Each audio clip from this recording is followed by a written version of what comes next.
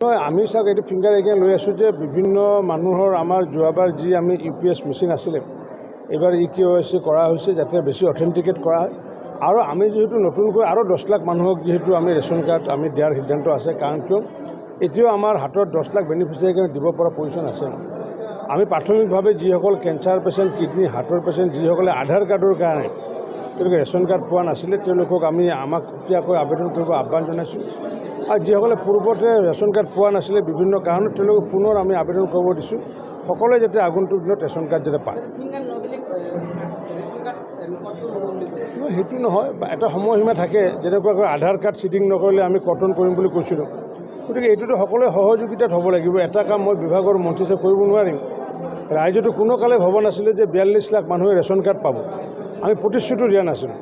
কিন্তু আমি ভুৱা হিতাধিকাৰী প্ৰায় 35 লাখ হিতাধিকাৰী আছিলে সেইবোৰ কৰ্তন কৰিছোঁ কৰ্তন কেনেকৈ কৰিছোঁ